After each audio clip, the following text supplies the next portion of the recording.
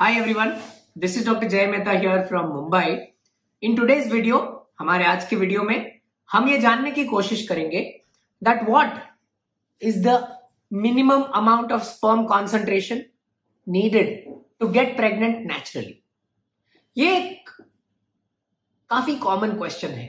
लोग अक्सर ये सोचते हैं कि प्रेग्नेंट होने के लिए तो सिर्फ एक स्पर्म चाहिए. एक स्पर्म, एक एग, अगर दोनों का फ्यूजन हो जाता है तो एम्ब्रियो बन जाता है और कोई भी कपल प्रेग्नेंट हो जाता है. बट प्रैक्टिकल लाइफ सिनेरियोस थोड़े अलग होते हैं. जब कभी भी हम स्पर्म के कॉन्सेंट्रेशन की बात करते हैं तब ध्यान में यह रखना है कि sperm concentration is judged based on reference standards. जो WHO वर्ल्ड हेल्थ ऑर्गेनाइजेशन है उसके रेफरेंस क्राइटेरिया के हिसाब से स्पर्म का काउंट पर ml, मतलब 1 ml स्पर्म सीमेन वॉल्यूम में तकरीबन 15 मिलियन से ज्यादा, मतलब 1.5 करोड़ से ज्यादा स्पर्म्स होने चाहिए. दैट मीन्स 1 ml के सीमेन वॉल्यूम में 1.5 करोड़ से ज्यादा स्पर्म, तब जाके उसको नॉर्मल कहा जाता है. और सिर्फ स्पर्म काउंट इंपॉर्टेंट नहीं है. काफी बार लोग सिर्फ स्पर्म काउंट को लेके एकदम कंफ्यूज होते हैं, पर लोग ये भूल जाते हैं कि प्रेग्नेंट होने के लिए स्पर्म के काउंट को अच्छा होने के साथ में स्पर्म की मोटिलिटी, मतलब स्पर्म की ट्रैवल करने की क्षमता भी बहुत इंपॉर्टेंट है. दैट मीन्स जो प्रोग्रेसिव मोटिलिटी है, जो स्पर्म को फॉरवर्ड लेके जाने की स्पीड और जो उसका नंबर होना चाहिए, दैट शुड बी 32%. अगर ये दो क्राइटेरिया, जो बहुत इंपॉर्टेंट क्राइटेरिया, ये सेटिस्फाई होते हैं, तब जाके हम बोलते हैं कि उसका सीमेन एनालिसिस, जो स्पर्म का एनालिसिस है, वो नॉर्मल है. अब लोगों के मन में ये डाउट आता है कि मान के चलिए डॉक्टर आपने बोला 15 मिलियन से ज्यादा, तो लेट्स अज्यूम कि स्पर्म काउंट 20 मिलियन है पर ml, मतलब 1 ml में 2 करोड़ स्पर्म है. तो 2 करोड़ स्पर्म में से कोई एक स्पर्म ऊपर नहीं पहुंच सकता एग तक अगर 2 करोड़ स्पर्म रिलीज होते हैं. मैं ये चीज आपको एक पिक्टोरियल मैनर में समझाऊंगा. जब कभी भी हम इंटरकोर्स करते हैं या सेक्स करते हैं तो मेल पार्टनर इजैक्यूलेट के द्वारा स्पर्म सैंपल को वजाइना में रिलीज करते हैं. मान के चलिए 2 करोड़ पर ml, दैट मींस 20 मिलियन पर ml का स्पर्म काउंट रिलीज किया है. ये 20 मिलियन में से 50 to 60% of the sperms will die in the vagina. Vaginal fluid की एसिडिटी की वजह से तकरीबन 50 से 60% स्पर्म्स यहीं के यहीं डिस्ट्रॉय हो जाते हैं. अब बचे कितने? 20 मिलियन में से बचे 10 मिलियन.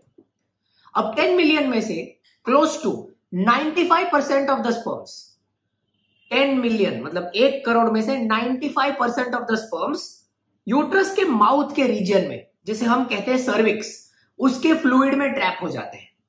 मतलब 2 करोड़ रिलीज हुए थे, जिसमें से 1 करोड़ यहीं पे डिस्ट्रॉय हो गए.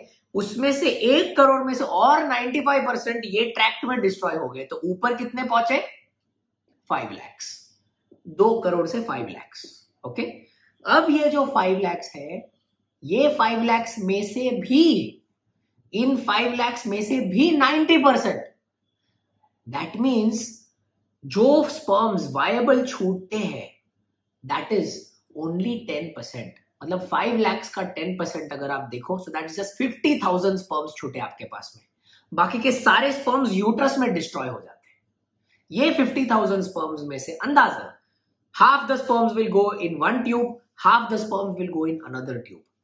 जब कभी भी वो ट्यूब में वो एग के साथ में यूनाइट करते हैं, जो भी फास्टेस्ट स्पर्म होता है उसमें से भी कोई भी एक जाके अगर यूनाइट करता है, तब जाके एम्ब्रियो बनता है.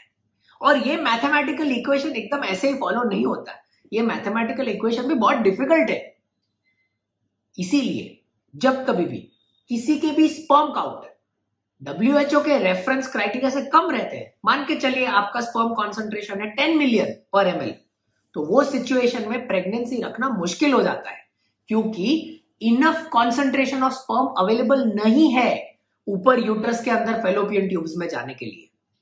और दूसरा इंपॉर्टेंट चीज, लोग अक्सर ये भूल जाते हैं कि काउंट्स के अलावा जो दूसरा इंपॉर्टेंट चीज था वो था स्पर्म का मोटिलिटी, जिसे हम बोलते हैं स्पर्म की स्पीड. वो भी बहुत इंपॉर्टेंट है. मान के चलिए आपका काउंट बहुत अच्छा है पर स्पर्म में स्पीड ही नहीं है. If the sperms can not move up, they will not be able to cross anything. वो सारे के सारे स्पर्म्स वजाइना या सर्विक्स में डिस्ट्रॉय हो जाएंगे, और क्योंकि उनकी मोटिलिटी कम है इसलिए वो यूट्रस तक पहुंच ही नहीं पाएंगे। मान के चलिए थोड़े बहुत पहुंच भी गए तो भी वो फेलोपियन ट्यूब तक पहुंच ही नहीं पाएंगे।